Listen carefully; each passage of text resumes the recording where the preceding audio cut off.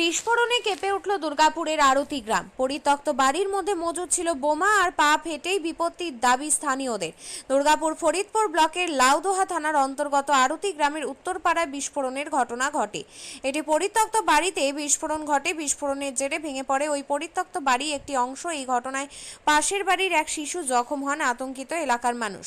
ঘটনায় চলে আসে লাউদোহা থানার পুলিশ। এসে বিপজ্জনক টেপ দিয়ে বাড়িটিকে ঘিরে রাখা হয়। যদিও স্থানীয়দের দাবি যে এই বাড়িতে বোমা রাখা ছিল, আর তা থেকেই ঘটে বিস্ফোরণ। মুখটা ব্রাশ কলগেট হাতে দিয়েছে, বসিয়েছে, জলটা দিয়েছে।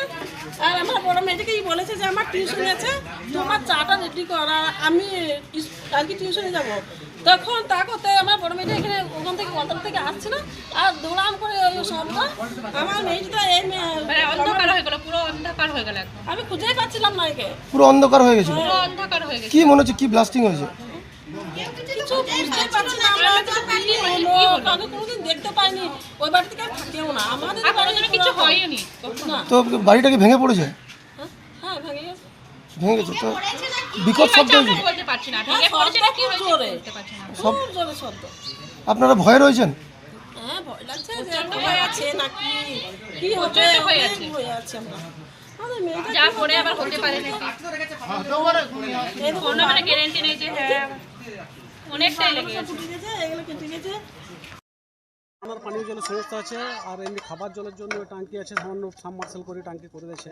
আমরা মাননীয় বিধায়কের কাজ গিয়েছিলাম, উনি আশ্বাস দিয়েছেন আগামী 2 মাসের মধ্যে প্রত্যেকটা পাণ্ডবসর ব্লক বিধানসভায় প্রত্যেকটা জায়গাতে জল পৌঁছে যাবেন আশাবাদী। এইখানে জল কিভাবে নিতে হয় আপনাদের? এদিকে জলটা বলতে উঁচু জায়গা না, জলটা উঠতে একটু কষ্ট হয়।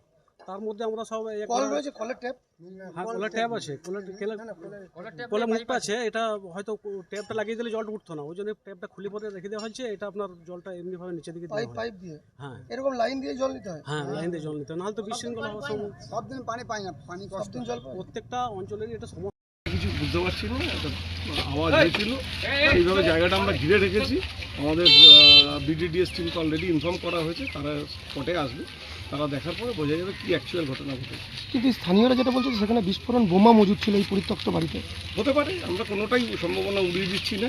কি আছে তার জন্য আমাদের বিডিডিএস টিম ডাকা হয়েছে, এক্সপার্টরা, ওরা আসবে, ওরা আসলে পরীক্ষা করলে বোঝা যাবে কি ঘটনা। একজন শিশু জখম হন পাশের বাড়ি, তার ছিটে ফোটা লাগে। আচ্ছা, সেটা আমাদের কাছে ইনফরমেশান নেই আমার কাছে, আর ঘটনাটা কি আছে ওটা আমাদের এক্সপার্ট টিম আসলে বলতে পারবে। আপনিও কি মুরগি প্রতিপালন করে আর্থিক লাভের মুখ দেখতে চান? হরেক রকম প্রজাতির মুরগির শাবক লালন পালন করে বিক্রয় করে লাভবান হতে পারবেন খুব সহজেই। তাহলে আর চিন্তা নেই, আপনার জন্য প্রচেষ্টা নিয়ে এসেছে সেই সুযোগ। একই ফার্মে হরেক রকম প্রজাতির মুরগি পেয়ে যাবেন এখানে। এখানে রয়েছে করকনাথ মুরগি, এছাড়াও আছে গিনি, ফ্রিগেল, টার্কি দেশি, এছাড়াও কোয়েল মুরগির শাবক। পাইকারি এবং খুচরো বিক্রয় করা হয়। যারা মুরগি পালন করে লাভবান হতে চান তাদের সকলকে আহ্বান জানাই আমরা। আজই চলে আসুন আমাদের প্রতিষ্ঠানে। আমাদের ঠিকানা মহারাজাহাট, রায়গঞ্জ, উত্তর দিনাজপুর। মোবাইল নম্বর 8250428960, 8145717292, 9907063902। শিক্ষাই জাতির মেরুদণ্ড।